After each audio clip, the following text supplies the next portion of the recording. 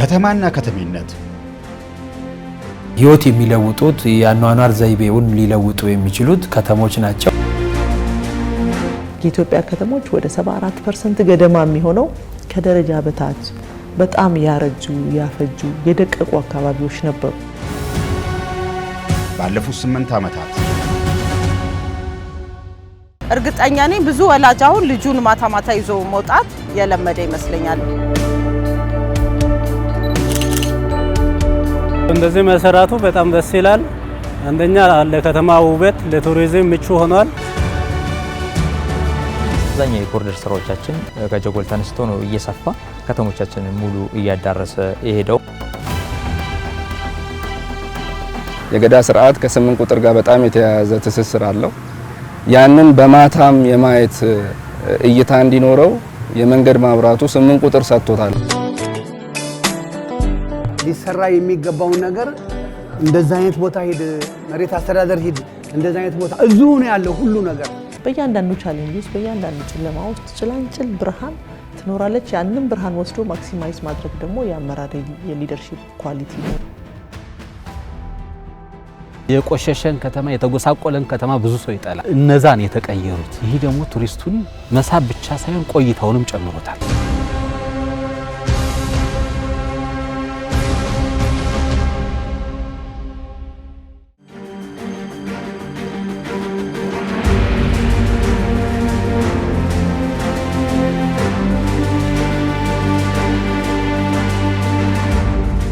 ከተማና ከተሜነት በማደግ ላይ ባሉ ሀገራት በፍጥነት እየጨመረ መጥቷል።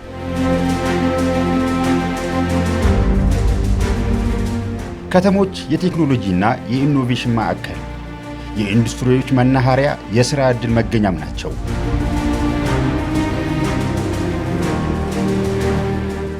ከተማ የሰዎች ስብስብና የሕንፃዎች ክምችት ብቻ አይደለም። ይልቁንም ከተሞች የዕለት ተዕለት የሕዝብ መስተጋብር፣ የህልማቸው መከሰቻና የሀገር ገጽታ ነጸብራቆች ናቸው። የህዝብ ቁጥር መጨመርና የምጣኔ ሀብት እድገት የከተሞችን ነባር የአኗኗር መዋቅር መፈታተናቸው አልቀረም። የመሠረተ ልማት እጥረት፣ የጽዳትና ደህንነት ችግሮች፣ እንደዚሁም ለኑሮ የማይመቹ ያረጁና የተጎሳቆሉ መንደሮች የኢትዮጵያ ከተሞች መለያ ሆነው ዓመታት ተቆጥረዋል።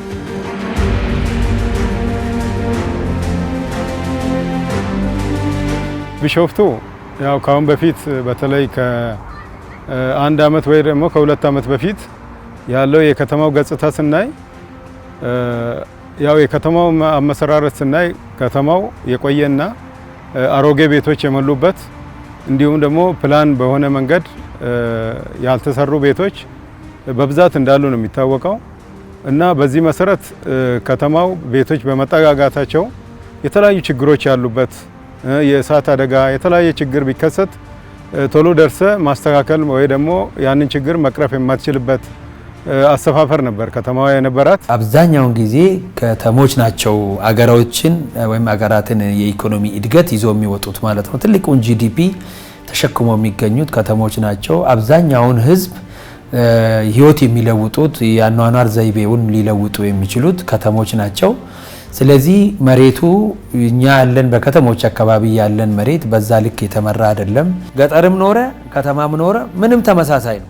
ገጠር ያለ ቤት ከተማ ያለ ቤት ትንሽ ነው የሚለያዩ። ከተሞች የሚታዩበት መንገድ የጉስቁልና ማሳያ፣ የድህነት ማሳያ፣ የስራ አጥነት መከማቻ፣ መልካም አስተዳደር እጦት ማሳያም ናቸው ተብሎ ነው የሚወሰደው። የኢትዮጵያ ከተሞች ወደ 74% ገደማ የሚሆነው ከደረጃ በታች በጣም ያረጁ ያፈጁ የደቀቁ አካባቢዎች ነበሩ።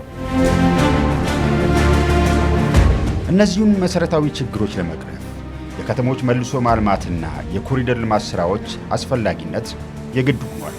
ባለፉት 8 ዓመታት መንግስት ለከተሞች ትንሣኤና መልሶ መልማት በትኩረት ሰርቶ አመርቂ ውጤት አስመዝግቧል።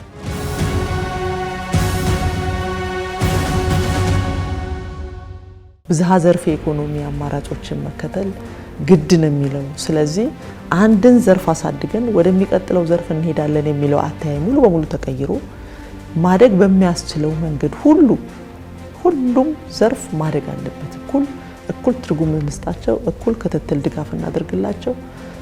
ከዛ አኳያ ደግሞ የሚመጡ እድገቶች ዞሮ ዞሮ ኢትዮጵያ እድገት ነው የሚለው አጠቃላይ ቶት ሪሊ ምሳሌ መሆን ወደ ቻሉበት ደረጃ ያመጣው ትልቁ ያተያይ ለውጥ ነው።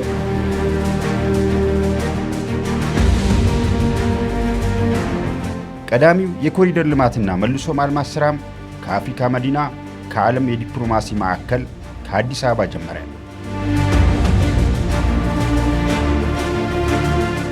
ይህ የመደመር መንግስት እሳቤ የከተማዋ ድቀትና ጉስቁልና ዘመን አብቅቶ መዲናችንን እንደ ስሟ አዲስ ውብና ዘመናዊ የማድረግ ስራ ነው።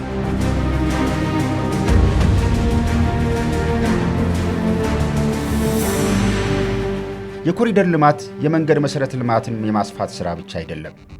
ሰፊና ምቹ የእግረኛና የብስክሌት መንገዶች፣ የወንዝ ዳርቻና አረንጓዴ አጸዶች ልማት እና ምሽቱን ያደመቁ ዘመናዊ መብራቶች መዘርጋትንም ያካተተ ነው።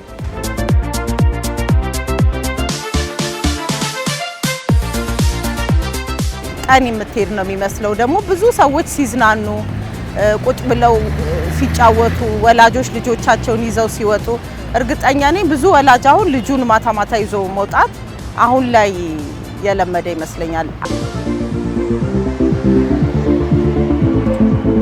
አሁን የሚገኝበት ቦታ ድሮ የካ ክፍለ ከተማ ቀበሌ 05 ጀርባ ነበር የሚባለው።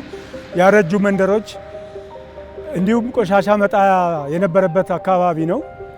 አሁን ይሄ ነገር ልማት ነው ተብሎ በሚወራበት ሰዓት ብዙ ውዥንብሮች ነበሩ። እነዛን ውዥንብሮች አሸንፎ ዛሬ ይሄንን አረንጓዴ ነገር ተሰርቶ በየቦታው ማረፊያ፣ መብራቱ፣ ብርሃኑ፣ መንገዱ፣ ልማቱ፣ ጽዳቱ፣ ውበቱ እንግዲህ በአይን የሚታይ ነው።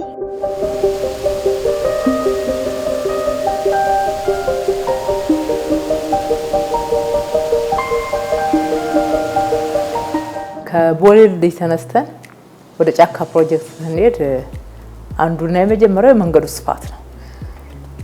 በከተማችን ውስጥ እንግዲህ በአንዱ ጎን ብቻ እስከ 5 ሌን ድረስ የምናገኘው በዛ መስመር ነው። ሰፊ ነው። እስከ 50 ሜትር ድረስ የሚሸፍን ከመንገዱ ላይ እስከ 50 ሜትር የሚሸፍን የአረንጓዴ ልማት ስራ አለ። ሰፋ ያለ መሬት ያገኘንበት ነው። ብዙ መሰረተ ልማት ያልተሰራበት መስመር ስለነበረ እንደ ጥሩ እድል ተጠቅመነዋል ማለት ነው።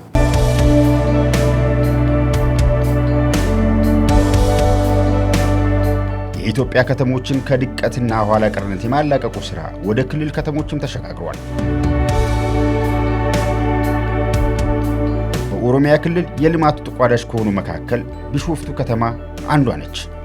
ልማቱ ከተማዋን በመልሶ ማልማትና የኮሪደር ልማት ስራዎች ለሁሉም የከተማዋ ነዋሪዎች ምቹ የማድረግ ዓላማን ሰንቋል። ከፕላኑ ጋር በተቀናጀ ለሁሉም ለሀብታሙም፣ ለደሃውም፣ ለመካከለኛ ገቢ ላላቸውም ምቹ እንድትሆን የሚያደርግ ሁሉንም እኩል ሊያገለግል የሚችል እንድትሆን አንድ ከተማ የሚያደርግ ነው ማለት ነው። ኮሪደር ልማት ዋናው የመሰረተ ልማት ችግሮችን መፍታት ነው። ዋናው ትልቁ ማነቆ ደግሞ በከተማ ውስጥ የኮሪደር ልማት የፈታው የመንገድ ችግር ነው። ከመንገድ ጋር የሚሰሩ ለሰው ልጆች አስፈላጊ የሆኑ ለደሃውም ለሀብታሙም እኩል ሊያገለግሉ የሚችሉ ናቸው። ለምሳሌ በከተሞች የሚሰሩ የመንገድ መሰረተ ልማት ሁላችንም እናውቃለን። አስፋልቶች ሲሰሩ ነበረ፣ ማሳለጫዎች ሲሰሩ ነበረ፣ በስፋት የመሰረተ ልማት ስራ ሲሰራ ነበረ። እንግዲህ ሁላችንም እንደምናውቀው በአንድ ከተማ ከሚኖር ነዋሪ ውስጥ እኩል በኩል እንኳን አይመስለኝም መኪና ያለውና የሌለው ያለው በጣም ጥቂቱ ነው። አብዛኛው ግን እግረኛ ነው ማለት ነው። አብዛኛው በእግር የሚንቀሳቀስ ነው። የመንግስት አጠቃላይ የኢንፍራስትራክቸር ወጪ ግን ሲወጣ የነበረው ለጥቂቱ መኪና ላለው ብቻ እንጂ ለዚህ በጣም ብዙ ቁጥር ላለው እግረኛ ትኩረት ያደረገ አልነበረም። ይሄ ትልቅ ዝንፈት የነበረበት ያተያይ ለውጥ ነው። አሁን በኮሪደር ልማትም አጠቃላይ በምንዘረጋቸው መሰረተ ልማት ውስጥ የዜጎች ምቹነት የመጀመሪያ ነው። ወኩ ያለው ወይ ሴፍ ነው ወይ ስፔስ አለው ወይ ሰው ከቤቱ ወጥቶ አንድ ስራ ፈጽሞ ለመመለስ የሚያስችል ስፔስ አለው ወይ የጋራ መጠቀሚያ ቦታ አለው ወይ ህፃናት ወጥተው የሚዝናኑበት ቦታ አላቸው ወይ ወጥተው ከአካባቢያቸው ጋር መነጋገር የሚያስችላቸው አጠቃላይ ስፔስ ፈጥረናል። ያ ማለት ትውልድን በመገንባት ሂደት ውስጥ ስቴብል የሆነ አካባቢ ብቻ አይደለም፣ አገርን በመፍጠር ሂደት ውስጥ ተጨማሪ ኢኮኖሚ ማግኘት እንዲችሉ በማድረግ ሂደት ውስጥ የባለቤትነት ስሜትም እንዲያድግም ጭምር።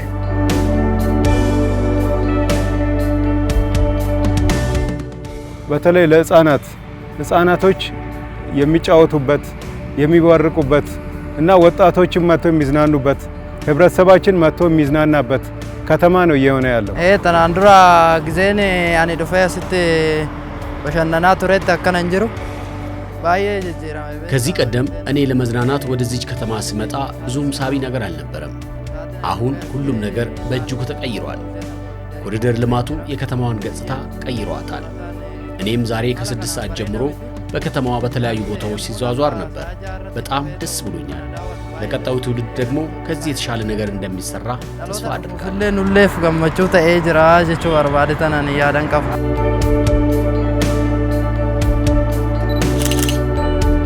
ትንሽዬ ካሜራ ይዤ ፎቶን እንዳጋጣሚ እያነሳው ለሰዎች ሶፍት ኮፒ ምናምን እየሰጠው ሰውንም እያስደሰተን እንደዚህ እየሰራን እንኖራለን። እንግዲህ ቢሾፍቱ እንደዚህ ተቀይራለች። በጣም ደስ ትላለች። ያው እንደዚህ መሰራቱ በጣም ደስ ይላል። አንደኛ ለከተማ ውበት ለቱሪዝም ምቹ ሆኗል። ከተለያዩ ቦታ እንግዶች ይመጣሉ። ደግሞ ለኛ ለስራ ወጣቶች እንደዚህ ስራ ፈጥረን እንድንሰራ አሪፍ እድል ፈጥሯል።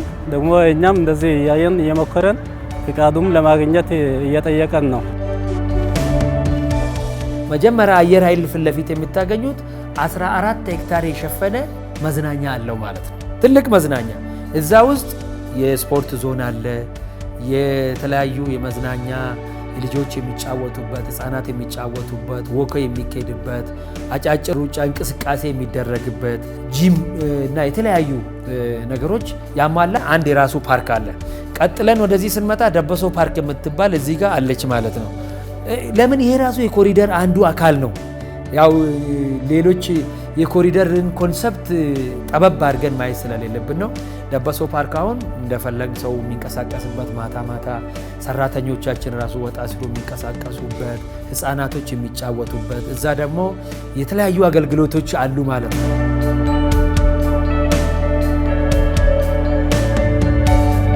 ክቡር ጠቅላይ ሚኒስትራችን የቢሾፍቱ ከተማ ኮሪደር እንደ ሌሎቹ ከተሞች ኮሪደር አይደለም፣ በመትከል ነው የምናሳምራት ብለው ነበረ አቅጣጫ የሰጡት።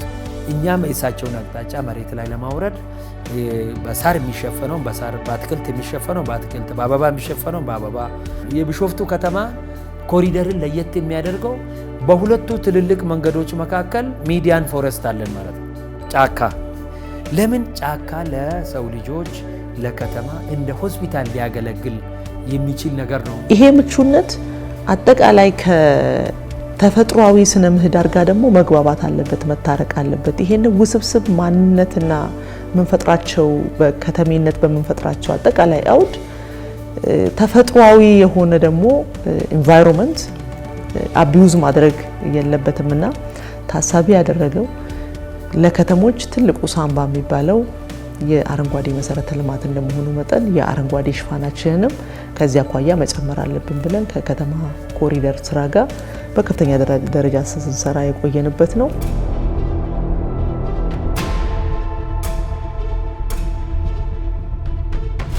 የቢሾፍቱ ከተማ የተቀናጀ የኮሪደር ልማት ስራ ከከተማይቱ ማዕከል እስከ ውብ ሐይቆቿ ዳርቻ የዘለቀ ነው።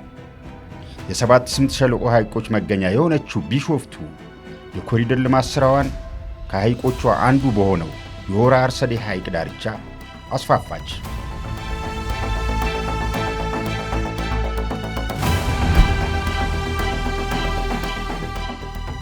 ይህ ሐይቅ ከተፈጥሮ ውበቱ ባሻገር ታላቅ ባህላዊና ታሪካዊ ዋጋ አለው። በየዓመቱ በሚሊዮኖች በሚቆጠሩ የኦሮሞ ሕዝቦች ዘንድ የሚከበረውና በዓለም አቀፍ ደረጃ በማይዳሰሱ ቅርሶች የተመዘገበው የኢሬቻ ምስጋና በዓል የሚከበርበት ስፍራም ሆራ አርሰዴ።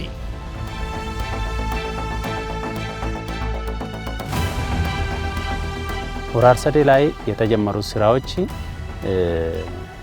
አንደኛ ቀይ አርሰዴ ተብሎ ተሰየመ። አሁን የተለያዩ አገልግሎት ትልቅ አዳራሽ ያለበት የተለያዩ ሪዞርቶች አገልግሎት የሚሰጡበት እንደ ፍላጎታቸው የተፈለገውን ነገር አገልግሎቶችን ለመስጠት የተዘጋጀው ቀዬ ነው ለው ሰፊ አዳራሽ አለን። ሰፊ አዳራሹ ከ2500 በላይ የሚይዝ ሰፊ አዳራሽ አለን። የአርሰዴ አዳራሽ ብለን የሰየም ነው። ሌላው ሪንግ ሮድ ነው የተሰራው። ከዚህ በፊት ሆራ አርሰዴ አልተንከባከበም፣ ስራ አልተሰራበትም። በተፈጥሮ እንዳለ ነበረ። አክሰስ ማድረግ አይቻልም። አክሰስ ማድረግ እየተቻለ አልተሰራበትም። አክሰስ አይደረግም ማለት ነው። በአንድ በኢሬቻ ሳይድ በኩል ብቻ ነበረ አክሰስ ማድረግ የሚቻለው። ለየት የሚያደርገው ይሄ ፕሮጀክት በራሳችን ከተማ ባለው ማሽነሪ ነው ስራን የጀመርነው። ባለን ማሽነሪ መሬትን መጥረግ፣ የሚያስፈልገውን ተራራም መቁረጥ በራሳችን ማሽነሪ ነው የሰራነው።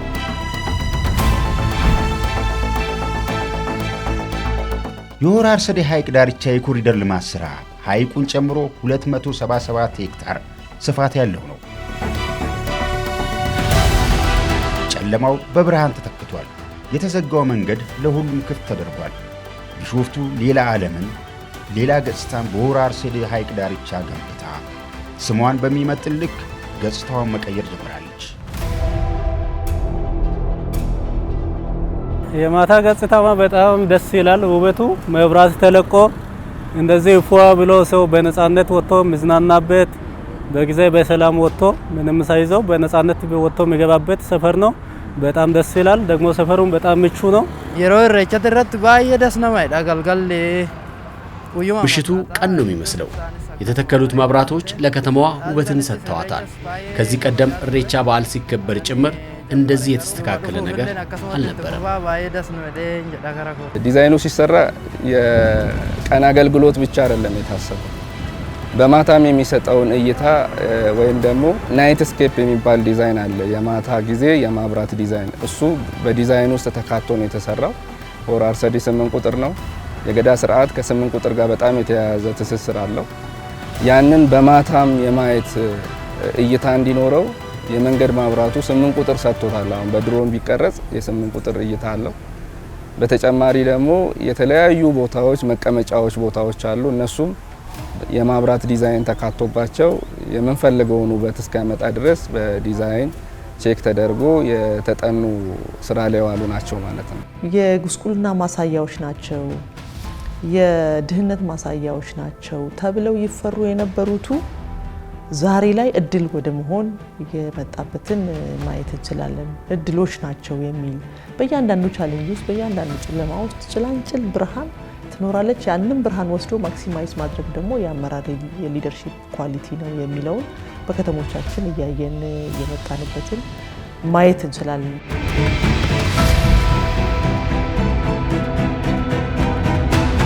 የከተሞች መልሶ ማልማትና የኮሪደር ልማት ስራዎች በኢትዮጵያ ከተሞች ከዳር ዳር ተስፋፋ።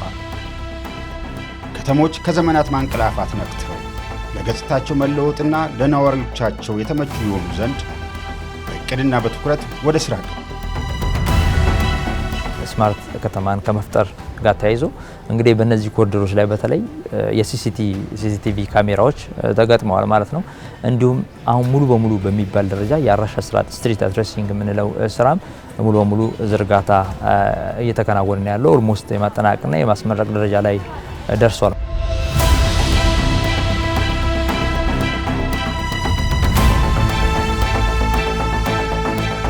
ደቡብ ኢትዮጵያ ክልል 41 የከተማ አስተዳደሮች እና 233 አጠቃላይ ከተሞች ያሉት ክልል ነው። ሌሎች ጥንስስ ከተሞችም ያሉት ክልል ነው። ስለዚህ ሰፊ ስራ የሚፈልግ ሰፊ ሽፋን እያደገ ያለ በከፍተኛ ፍጥነት ከተማነት እየተስፋፋ ካለባቸው ክልሎች አንዱ እንደመሆኑ ልዩ ትኩረት ተሰጥቶ ሲሰራ ቆይቷል። 2018 የአማራ ክልል ከተሞችና መሰረተ ልማት ቢሮ ስራዎችን በዋነኝነት በሁለት ከፍሎ ነው ሲሰራ የነበረው። አንደኛው መደበኛ ስራዎች ናቸው፣ ሁለተኛው ኢኒሼቲቮች ናቸው። ኢኒሼቲቮቹ ሀገራዊ ኢኒሼቲቮች አሉ፣ እንዲሁም ክልላዊ ኢኒሼቲቮች አሉ።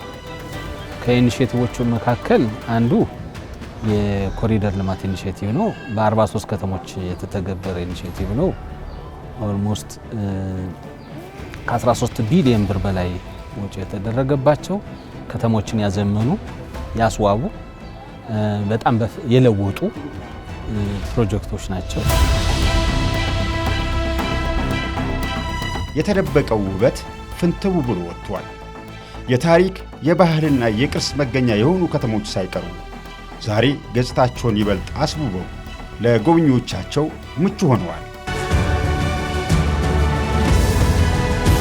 አብዛኛው የኮሪደር ስራዎቻችን ከጀጎል ተነስቶ ነው እየሰፋ ከተሞቻችንን ሙሉ እያዳረሰ የሄደው። ወደ 22 ኪሎ ሜትር አካባቢ የሚያህል ነው ሙሉ በሙሉ ውስጥ ለውስጥ ያሉ መንገዶች ወደ 15.3 ኪሎ ሜትር ያህል የተለያዩ ሴግመንቶች የተለያዩ አካባቢዎች ላይ ኮሪደሮችን የመስራት ስራዎች ተሰርተዋል። ለዚህም እንግዲህ ሀረርን ሙሉ በሙሉ በሚባል ደረጃ ለውጠዋለን። ስለዚህ ሰው ነፃ ሆኖ የሚንቀሳቀስበት እግረኞችም ያለምንም ስጋት የመኪና አደጋ ይደርስብኛል ብለው ሳይሰጉ በእግረኛ መንገዶች ላይ ወክ የሚያደርጉበት ከተማ መፍጠር ተችሏል ማለት ነው። ስለዚህ ሀረር ላይ በተለይ በኮሪደር ልማቱ በ2018 ዓመተ ምህረት በጣም የስኬት ዓመት ነበር። አንዱ የከተሞች ኤስቴቲክ ቫልዩ የመጨመር ጉዳይ ውብ እንደሆነ አንዳንዶቹ የሚገልጹበት አገላለጽ አለ። ስህተት የሆነ አገላለጽ ይሄ ማብለጭለጭ ምናምን ብሎ የመግለጽ ያማረን ከተማ የሚጠላ የለም። የተዋበን ከተማ የሚጠላ የለም። የቆሸሸን ከተማ የተጎሳቆለን ከተማ ብዙ ሰው ይጠላል። እነዛን የተቀየሩት እና ይሄ ደግሞ ቱሪስቱን በከፍተኛ ደረጃ መሳብ ብቻ ሳይሆን ቆይታውንም ጨምሮታል። ፕላስ ደግሞ በአማራ ክልል ከተሞች የሚካሄዱ ሃይማኖታዊ ባህላዊ ፌስቲቫሎች አሉ። እነዚህ በጣም በርካታ ቱሪስት ስበዋል። ይሄ አጋጣሚ ደግሞ የኮሪደር ልማት የበለጠ ከፍ አድርጎታል።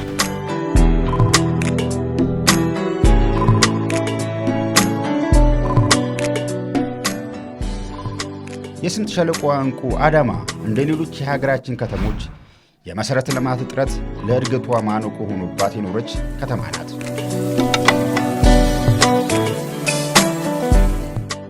የአስፋልት ስራ ብቻ ሳይሆን የተለያዩ ኢንፍራስትራክቸሮች ለህብረተሰቡ የሚጠቅሙ መገንባት ችለዋል። ከነዚህ መካከል የኮብልስቶን ስራ፣ የግራቪል ስራ፣ የወክዎች ስራ እንዲሁም የመብራት የስትሬት ላይቶች፣ የሲሲቲቪ ካሜራ እንዲሁም የድሬኔጅ ሲስተም ወይ ደግሞ የፍሳሽ ማስወገጃ ድሬኔጆችን ለመገንባት ችለዋል ማለት ነው።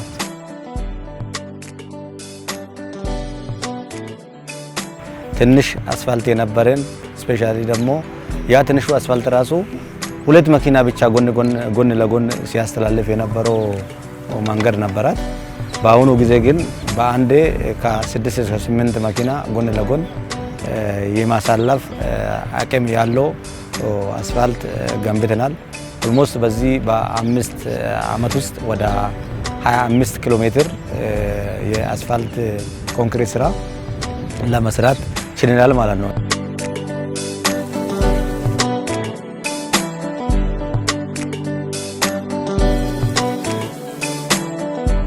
ይህ ከአዳማ ኮሪደር ልማት ስራዎች አንዱ ሆኖ ላለፉት 1 ዓመት ገደማ እየተገነባ የቆየ ታላቅ ፕሮጀክት ነው።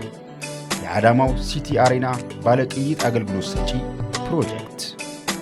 የግንባታ ስራውን አዳማ ኢንቨስትመንት ግሩፕ ሲያካሂደው ቆይቷል። ከከተማ አስተዳደሩ የ3 ቢሊዮን ብር በጀት የተመደበልን ነው ፕሮጀክቱ። ከዚህም በፊት እንግዲህ እንደሚታወቀው እንደ ጣፍ መሬት ነው ይሄ ቦታ የቆየው። አሁን ግን የተለያዩ አገልግሎት እንዲሰጥ ተደርጎ በከተማ አስተዳደሩ አቅም ወደ 3 ቢሊዮን ብር እየተሰራ ያለው ፕሮጀክት ነው። እዚህ ውስጥ እንግዲህ የተካተቱት ቤዝመንት አለው። ቤዝመንት 1000 መኪና የሚይዝ ቤዝመንት ለፓርኪንግ የሚያገለግል ቦታ አለው። ከዛ ውጪ ሱፐር ማርኬቶች፣ ካፍቴሪያዎች፣ የተለያዩ ሾፖች፣ የገበያ ማዕከል እዚህ ውስጥ ተካተዋል። መሰብሰባና የተለያዩ ኢቨንቶችን ለማካሄድ ወደ 20,000 ህዝብ ሊይዝ የሚችል ቦታ ነው እዚህ ቦታ የተዘጋጀው።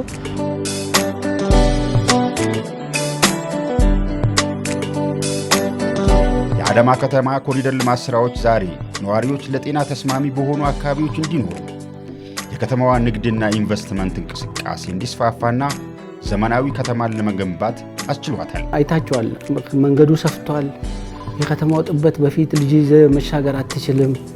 በጣም ጭንቅንቅ ነበረ። መኪና ደርቦ ይመጣል። ስንት ሰው እዛ ጋር ተገኝቷል። ግን አሁን በነፃነት ከየት እንደሚመጣ በፈለከው ርቀት ላይ መኪናውን ትለያለህ።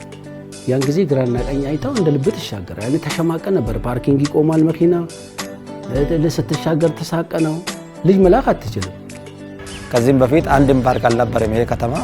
በአሁኑ ጊዜ ግን ከለውጡ ወደዚህ ስፔሻሊ ከ5 ዓመት ወደዚህ ወደ 6 ፓርኮችን ለመገንባት ችለናል ማለት ነው።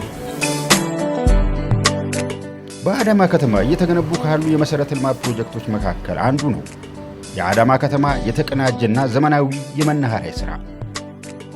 የግንባታ ፕሮጀክቱ 15 ሄክታር ስፋት ባለው መሬት ላይ አርፎ በሁለት ምዕራፎች ተከፋፍሎ እየተገነባ ይገኛል። ትልቁ ኦልሞስት ስሞል ኤርፖርት በሚያስብል ደረጃ መናኸሪያ እየገነባን ነው። ስሙ ራሱ የተቀናጀ የትራንስፖርት ስቴሽን ነው የሚባለው። እነዚህ ኢንቴግሬትድ ባስ ተርሚናል ነው። ኢንቴግሬትድ ባስ ተርሚናል ደግሞ ለመናኸሪያነት አገልግሎት ብቻ ሳይሆን የተለያዩ ፈንክሽኖችን እዛ ውስጥ ኢንኮርፖሬት አድርጎ ነው እየተሰራ ያለው። የተለያዩ የመኪና ማቆሚያዎችን፣ ቲኬት ኦፊሶችን፣ የቢሮ አገልግሎት፣ ባንኮች፣ ፋርማሲዎች፣ ካፍቴሪያ፣ የውበት ሳሎን፣ ጂም የተለያዩ አገልግሎት የሚሰጥ ስለሆነ ሁሉንም ነገር በአንድ ቦታ አግኝቶ እንዲሄድ ተደርጎ ስራ እየተሰራ ነው ያለ ነው። ዛሬ ላይ ከተሞች ለመልሶ ማልማትና ዘመናዊ ከተማን ለመፍጠር ከሚያደርጉት ርብርብ ባለፈ ለዜጋ ተኮር ፕሮጀክቶችም ትኩረትን ሰጥተዋል።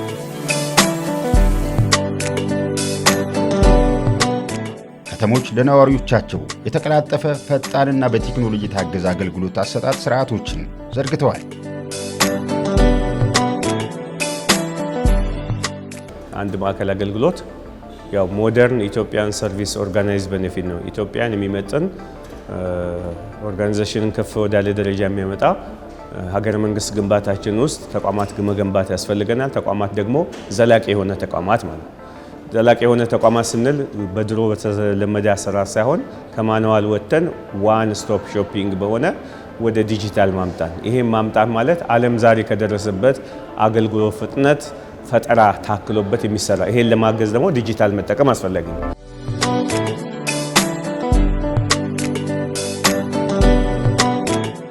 በጣም እኔ እንጃ እኔ ከቃላት በላይ ነው የእውነት ማለት ነው። በተለይ ደግሞ አሁን ኢሜይሉና የታክሱ ከመጣ ወዲህ ደግሞ ይበልጥ በቃ ኦልሞስት የሆነ ነገር ሲፈልግ ራሱ ስልክ ደውለን ነው መምጣቱን ላይ አይጠበቅብህም ማለት ነው። ለከስተመር በቃ በቂ መረጃ ይሰጣል። ሙሉ የተሟላ ዶክመንት ስታመጣ የተሟላ መረጃ ታገኛለህ። የጎደለ ነገር ሲኖር ደግሞ ሂድና አምጣ፣ ይሄ ይቀርሃል ስለማቀው ቆይ እሷ እንዳትሄድ እንኳን አይባልም። እነዚህን አምጣ ቀሪው ይሰራልሃል እንጂ በእኩል አይን ለሁሉም ከስተመር በስነ ስርዓት ነው የምንስተናገደው እዚህ ቤት። ልክ እንደገባሁት ቦታው ትንሽ በፊት እዚህ መጥቼ ያውቃለሁ እና ቦታው ደግሞ እንደዚህ አልነበረም በፊት። አሁን በርጋ ስደርስ የሚያስተናግዱ አስተናጋጆች ከነሱ ጀምሮ በጣም አቀባበል ነው አድርገውልን የሚያስፈልገን ነገር ጠይቆን እዛ አስተናግዶን ነው ወደዚህ የላኩ እና በጣም ጥሩ አገልግሎት ነው የሚሰጡት ማለት ነው። ከዚህ በፊት ለመንጃ ፍቃድ ምናምን መጣ ነበር። የዛነ ዝም ብለህ ገብቴ ወረፋ ይዜ ነው። አሁን እዛው ቦታ የምትሄድበት ቦታ አውቄ ነው የምትመጣ ከበሩ ጀምሮ ማለት ነው እና የተሻሻለ ነው። ሊሰራ የሚገባውን ነገር እንደዛ አይነት ቦታ ሂድ፣ መሬት አስተዳደር ሂድ፣ እንደዛ አይነት ቦታ እዚሁ ነው ያለው ሁሉ ነገር። በጣም ታክሲ አያስፈልግ ምን አያስፈልግ ጊዜ መግደል እንትና የለ እዚሁ ጣጣውን ጨርሼ ዛሬ የመጨረሻ ደረጃ ላይ ደርሻለሁ። ወደ የምንሄድበት 1 ቁጥር ሂዱ 2 ቁጥር ሂዱ እየተባልን በእንደዛ አይነት ደረጃ ሲሰራ ሳይ እኔ እንደዚህ አይነት ቢሮም አይቼም አላቅም። ዘንድሮ ግን ብልጽግና በደንብ አድርጎ ስራውን ሰርቷል። እጅግ እጅግ እጅግ አድርጌ ላመሰግን ይገባኛል።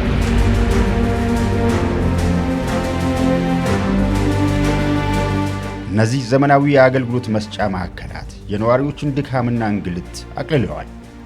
የመልካም አስተዳደርና ብልሹ አሰራር ችግሮችንም እየቀረፉ ይገኛሉ። እኛም ገብቶናል፣ ህብረተሰቡም ገብቶታል። ህብረተሰቡም አሁን ሌላ ቦታ ሄደው መገልገል አይፈልግም፣ ዋይ ይላል ማለት ነው። ለምሳሌ ድሮ መዝገብ ቤት ውስጥ ማቆየት አለ። አሁን ግን ተገልጋዩ ራሱ ፈርመህለት ምን ብለህ ጨርሰ እዛ ሄድና እስኪ ተገልገል የምትልም ከሆነ ዋይ ይልሃል ማለት ነው። ዋይ እዚህ ማዕከል እኮ ነው የመጣሁት። ይሄ ምን ያህል ለህብረተሰቡ እንደገባው እዚህ ጋር ምን ያህል እነሱን እየጠቀመ እንደሆነ ህብረተሰቡ ራሱ ያውቃል ማለት ነው። ለምሳሌ መሬት አስተዳደር ብትሄድ ኢላንድ ካዲስተር እና የመሳሰሉት እዚህ ነው የሚሰራው። ያንን ይጠቀማሉ። አንደኛ መሬትን በተመለከተ አጠቃላይ ካዲስተር ተደርጎ መሬት ሬጂስተርድ ሆኖ ወደ ሲስተም ገብቷል። በጣም የተወሳሰቡ እኛ እናውቅላቸዋለን እኛንን ጉዳይ የምናስጨርሰው ብሎ ሰውን የሚያስቸግሩ ደላላዎች ይበዙ ነበር። እነኛን ደላላዎች በጣም የመቀነስ ብሎም ወደ መጨረሻው የማጥፋት ወደዛ ይሄንን ያለ ነው። አሁን የሚቀሩ ነገሮች እንዳሉ ሆነው ስለዚህ ግልጸኝነት ተፈጥሯል። ባለጉዳዩ ራሱ መጥቶ አገልግሎት የሚያገኝበት አቅጣጫ ስለተፈጠረ አንድ ግልጸኝነት ተፈጥሯል ነው። ከቴክኖሎጂ ጋር የተሳለጠ አገልግሎት ዜጎች ማግኘት እንዲችሉ ዘመኑን የዋጁ መሰረተ ልማቶች በጣም ኮኦርዲኔትድ በሆነ መንገድ በተቀናጀ መንገድ መሰረተ ልማቶቻችን ቴክኖሎጂ ቤዝድ የሆኑ የዜጎችን የምልልስ አቅምን ጊዜ የሚሆን ሀብት መቆጠብ በሚያስችል መንገድ ሌብነትን፣ የከተማ ሴኩሪቲን በመቀነስ በጣም ሁለገብ ጥቅም አለው።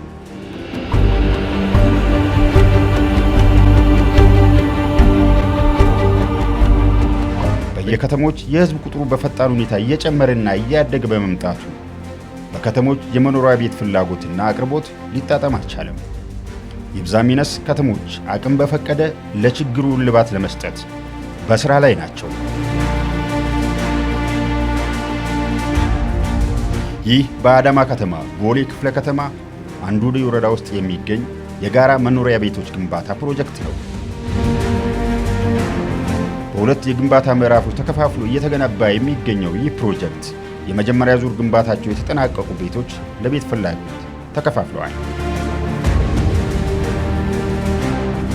ያው እንግዲህ እንደዚህ ሁለት መኝታ ቤት ምናምን እንደዚህ የተሟላ ነገር አልነበረንም። አንድ መኝታ ቤት፣ አንድ ሳሎን፣ ሽንት ቤት፣ ኪችን ምናምን ነበረ። ከዛ ውጭ ግን በጥራት ደረጃ የተሻለ ነው።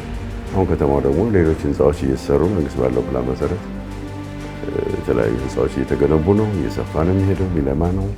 ፊውቸሪቲው ደህና ይሆናል ብለን ኤክስፔክት እናደርጋለን። አካባቢ ላይ ትምህርት ቤት እየተገነባ ነው።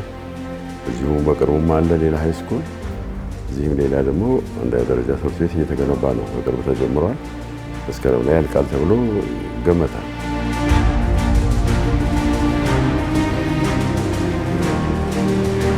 እንግዲህ አየሩ በጣም ተመቺ ነው። በጣም ቆንጆ ነው።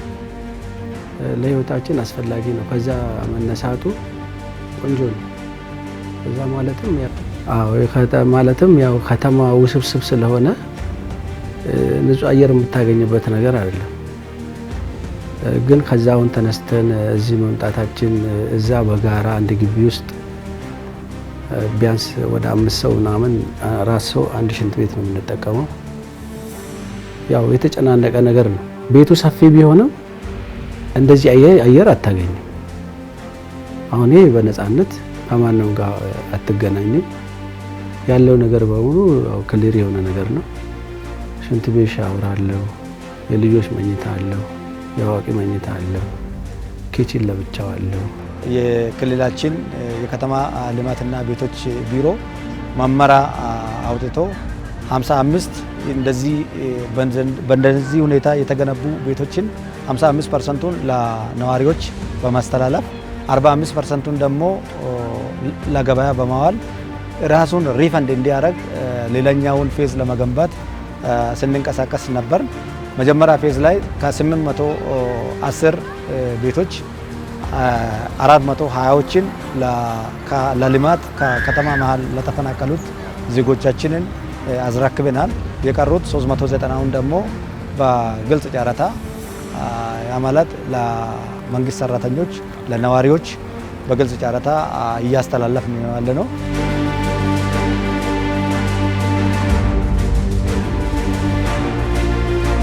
የመጀመሪያው አንዶዲ ፌዝ 1 ይባላል። አንዶዲ ፌዝ 1 አምና 6/7 ወር 2017 ላይ ጀመረ። የኮንትራት ቀነ ገደቡ 4 ወር ነው። በ4 ወር ነው ተሰርቶ የተመረቀው ማለት ነው። የፕሮጀክቱ የቢልዲንግ ብዛት ብሎክ 27 ነው። 810 አባወራ ይዛል። 810 አባወራውም ገብቶበት 2.96 ቢሊዮን ብር ፕሮጀክት ነው ያምነው።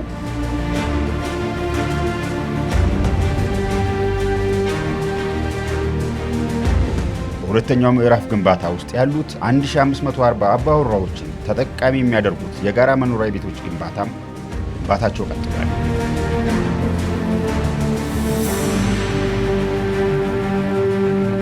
በአንደኛ ፌዝ ብቻ የህብረተሰባችን ፍላጎት መመለስ ስለማንችል ሁለተኛ ፌዝም እዚች ጋር እንደምታዩት ወደ 20 ብሎኮች 1540 አባወራ የሚይዝ G+5 ስራ እየሰራን ነው ያለነው። እነዚህም ከቅርብ ጊዜ በኋላ በፍጥነት ተሰርቶ ለህብረተሰቡ ይከፋፈላል ማለት ነው።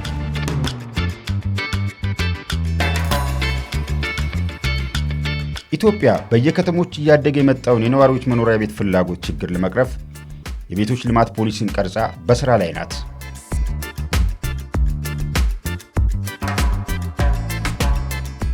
ከአሁን በኋላ ግን የሚኖረን አጠቃላይ እይታና ስራ ቀደም ባለው መንገድ ብቻ የሚፈታ አይደለም።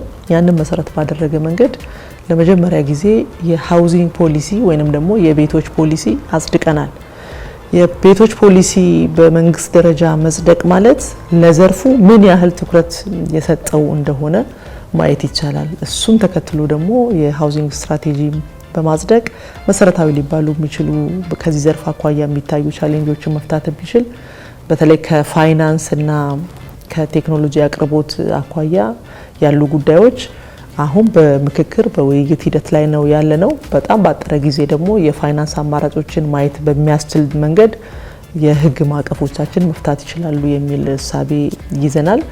መሰረታዊ ሊባል የሚችሉ ችግሮች ይፈታሉ ብለን እናስባለን። የጉባ ብስራት ብለው ጠቅላይ ሚኒስትራችን አናውንስ ካደረጉት ውስጥ እንግዲህ አንዱ የ1.5 ሚሊዮን ቤት ግንባታ ነው። ለመጪው 5 ዓመት እንግዲህ ይሄ ሪያላይዝ ይደረጋል።